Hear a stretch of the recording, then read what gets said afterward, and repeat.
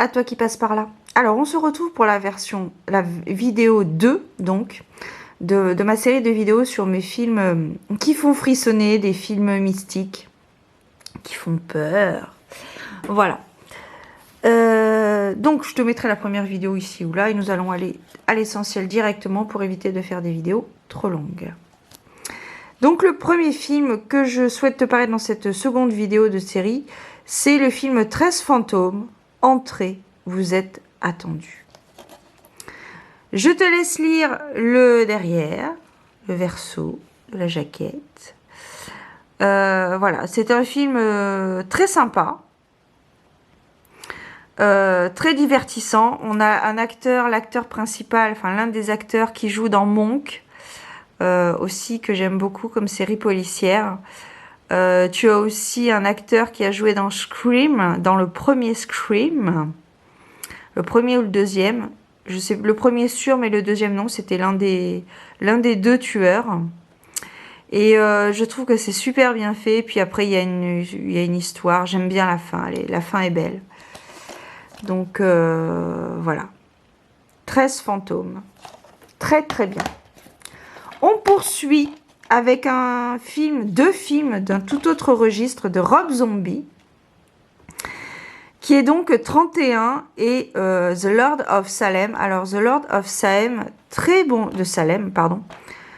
superbe film sur les sorcières, très très bien tourné à la sauce Rob Zombie, donc très glauque, très sombre, très mystique. On se pose beaucoup de questions. D'ailleurs, à la fin, je trouve que ça se termine...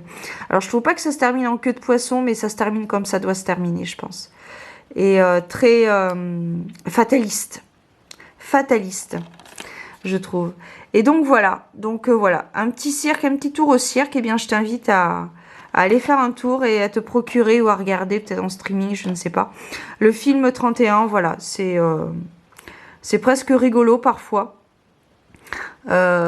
J'irai pas jusqu'à dire qu'on se fend la poire, mais je trouve que voilà, il y a des petites scènes qui sont rigolotes. Donc très sympa, très sympa. 31 et Lord of Salem, très bon film également, de Rob Zombie. On poursuit, alors ici je vais te montrer rapidement, non je vais l'ouvrir directement parce que la jaquette ne correspond plus du tout au film. Donc c'est 30 jours de nuit avec Josh Hartnett. Un très bon film aussi hivernal, monstrueux et très très bien tourné, donc avec Josh Hartnett. Donc voilà, ils sont en Alaska, je pense, enfin bon, dans un pays relativement froid, et voilà, il y a des périodes 30 jours de nuit, et il y a un virus qui arrive donc au village, et voilà, donc c'est l'invasion, le combat, voilà. Et puis la fin est tout aussi triste malheureusement, mais c'est ainsi. Donc voilà, 30 jours de nuit. Hop. Ah, j'ai perdu la jaquette dans mes péripéties. Ensuite, un superbe film, What Dreams May Come, Au-delà de nos rêves. Un film très touchant avec Robin Williams, notre défunt regretté Robin Williams, qui se sentait seul dans la foule. Enfin bon, bref. Bon, ici, je te laisse lire. Bon, après, c'est pas en... Ah si, c'est traduit. Traduit en français. Bon, en fait, c'est un couple qui perd leurs enfants dans un tragique accident de voiture. Et ensuite, la mère se suicide. Et donc, le père reste seul. Et il explore, en fait, pas son imagination, son esprit, etc.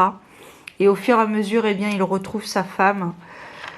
Et voilà, à la fin, ils se retrouvent tous ensemble. Et voilà, ça parle au-delà de nos rêves. Donc, il est accompagné par l'un de ses guides dans les peintures de son épouse. Et donc, il retrouve son épouse, au travers de ses âges. Et je trouve que c'est un film très touchant. Très beau à voir, enfin voilà. C'est un film émotion. Très très beau film. On poursuit dans un tout autre registre. Ça, de Stephen King. Alors, vous avez la version originale. Enfin, la version originale est dans un livre, puisqu'il a d'abord écrit le livre et ensuite il a fait des films.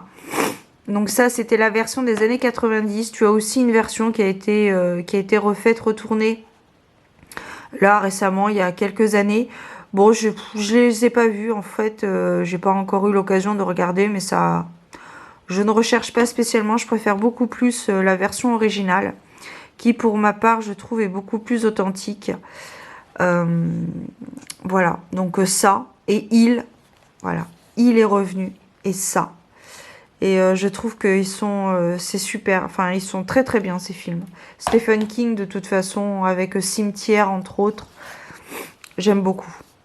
On poursuit avec Creepshow. Alors ça, c'était une série qui sortait, qui passait à la télé à l'époque. Je crois que c'était sur la 6 avec les Jeudis de l'angoisse.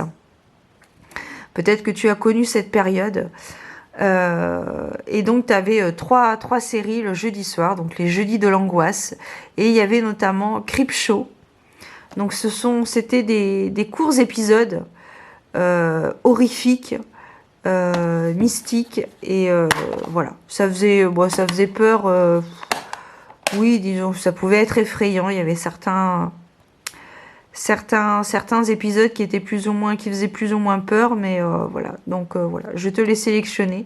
Peut-être que tu connais, n'hésite pas à m'en faire part en commentaire. On poursuit avec Détour mortel, qui là aussi il y a eu une saga, mais je pense que c'est parti complètement en cacahuète avec cette saga. C'est pour ça que je l'ai jamais acheté. Je l'avais offerte à mon papa, mais on l'avait regardée ensemble, mais franchement, ça part complètement en cacahuète, cette saga. Je pense qu'il y a il y a que le premier, donc celui-ci, qui reste valable, mais après les autres, ça part complètement en cacahuète. Le dernier film de la saga, c'est limite un film porno, donc voilà. J'espère que YouTube ne va pas me striker avec ce mot, mais enfin bon, peu importe. Donc voilà, donc Détour mortel, je trouve qu'il n'y a que celui-ci qui vaut la peine. Donc voilà, c'est un film d'horreur. Voilà, ce sont des jeunes qui sont perdus dans la forêt et puis ils sont poursuivis par une famille de déglingos. Voilà.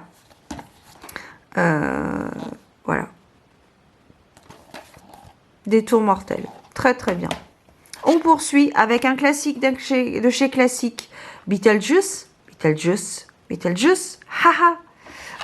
Bref, excusez-moi. Donc voilà, Beetlejuice, qui est joué donc par Michael Keaton. Les fantômes n'ont jamais été aussi drôles, et j'avoue, c'est un superbe film à voir des années 90. Très très bien joué par les trois acteurs principaux. Franchement très sympa, rigolo, divertissant. Voilà, je te le conseille en cette période sombre, très jovial. On poursuit avec un classique également, Dangereuse Alliance, The Craft, avec notamment Neve Campbell, qui est ici donc, qui est l'héroïne de la saga Scream, que je n'ai pas sélectionné, je crois, dans ma sélection justement de vidéos. Mais voilà, un classique dans la magie, qui est sorti avant la série Charmed, et dont d'ailleurs la bande originale est devenue la bande originale de Charmed. Voilà. Donc je ne sais pas qui a inspiré l'autre, mais voilà, tout est dit. Donc voilà, Dangereuse Alliance, un grand classique à revoir en ces périodes sombres, et pourquoi pas l'été ou le printemps. Et on termine avec Dracula. L'amour est éternel. Un superbe film de Francis Ford Coppola. Voilà, un très bon film, Dracula, hein, voilà. Hein. Alors, tu as plusieurs versions qui sont sorties de Dracula, plusieurs films. Mais voilà, celui-ci reste mon préféré. Bon, après, je pense pas avoir vu tous les films sur Dracula, mais celui-ci m'a beaucoup interpellée, et voilà. Dracula. On a fini donc pour cette seconde vidéo sur mes films qui font frissonner, que je te conseille peut-être en cette période sombre, qui te font frissonner de peur ou de plaisir, suivant tes goûts et tes couleurs. Voilà, je te souhaite de très belles choses et je te dis à très bientôt, donc du coup pour la 3e vidéo. À bientôt, prends soin de toi, ciao ciao.